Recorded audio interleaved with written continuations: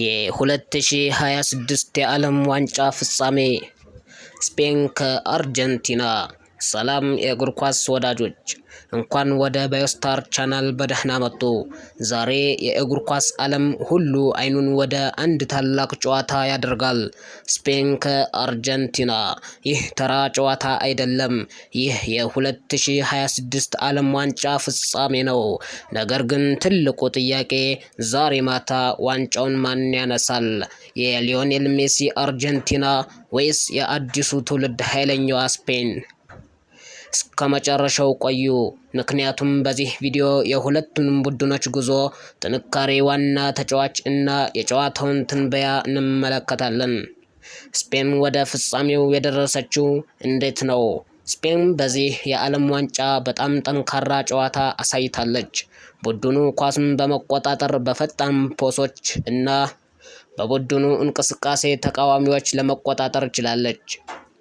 ስፔን በግማሽ ፍጻሜ ፈረንሳይን 2-0 በማሸነፍ ወደ ዋንጫው ፍጻሜ ደርሳለች። በዚህ ጨዋታ ስፔን ከመጀመሪያው ጀምሮ የጨዋታውን ቁጥጥር ለመያዝ ችላለች።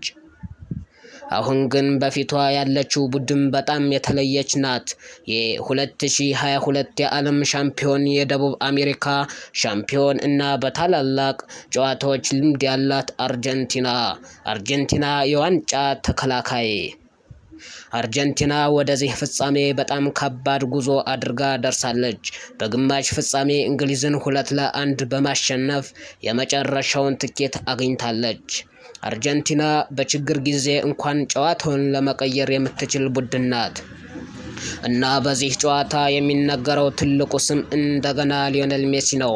ሜሲ እንደገና በዓለም ዋንጫ ፍጻሜ ላይ ቆሟል። ለአርጀንቲና ደጋፊዎች ይህ ከአንድ ጨዋታ በላይ ነው። ለሜሲ ትውልድ የዓለምን ዋንጫን እንደገና ለማሸነፍ የመጨረሻው ታላቅ ዕድል ሊሆን ይችላል። የሁለቱ ቡድኖች ትልቁ ልዩነት፣ ስፔን ጨዋታውን በኳስ ቁጥጥር መያዝ ትፈልጋለች። ኳሱን ብዙ ጊዜ ትይዛለች፣ ፓስ ታደርጋለች፣ ተጫዋቾቿን በፍጥነት ታንቀሳቅሳለች እና የተቃዋሚዋን መከላከያ ለመክፈት ትሞክራለች። አርጀንቲና ግን በልምምድ፣ በጥንካሬ እና በታላቅ ጨዋታ አስተሳሰብ ትታወቃለች። አንድ ዕድል ብቻ ብታገኝ ወደ ጎል ለመቀየር ትችላለች። ይህ ነው የዛሬውን ጨዋታ እጅግ አስደሳች የሚያደርገው። ዋና ተጫዋቾች፣ በአርጀንቲና በኩል የሁሉም አይን ወደ ሊዮኔል ሜሲ ይሆናል። ሜሲ በትንሽ ቦታ ኳስን መቆጣጠር፣ ትክክለኛ ፖስ መስጠትና አንድ አፍታ በመጠቀም ጨዋታን መቀየር ይችላል። በስፔን በኩል ደግሞ የወጣት ተጫዋቾች ፍጥነት እና የቡድኑ የኳስ ቁጥጥር ዋና መሳሪያ ይሆናል።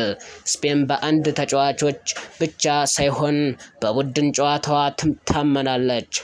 የጨዋታዋ ዋና ጥያቄ፣ ስፔን ኳስን በመቆጣጠር አርጀንቲናን ማስቸገር ትችላለች ወይስ አርጀንቲና በፍጥነት ጥቃት እና በሜሲ አስማት ጨዋታውን ትቀይራለች?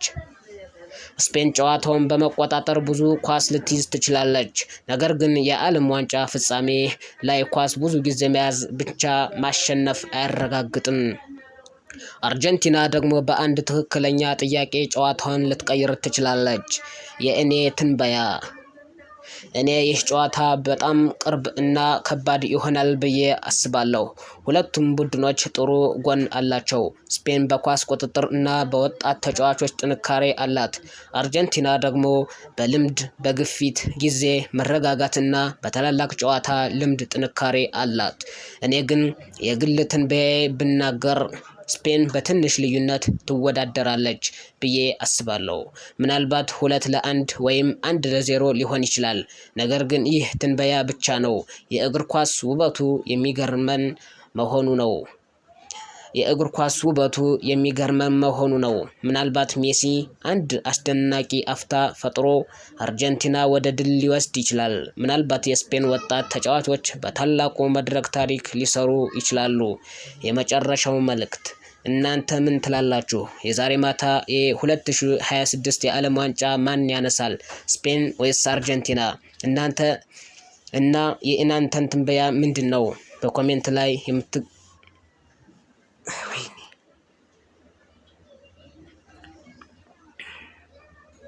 በኮሜንት ላይ የእናንተ ትንበያ ምንድነው? በኮሜንት ላይ የምትገምቱትን ውጤት ጻፉ። ቪዲዮውን ከወደዳችሁ ላይክ አድርጉ። ለተጨማሪ እግር ኳስ ዜና፣ ትንታኔ እና ታሪኮች በስታር ቻናል ሰብስክራይብ በማድረግ አትርሱ። እስከሚቀጥለው ቪዲዮ ድረስ ሰላም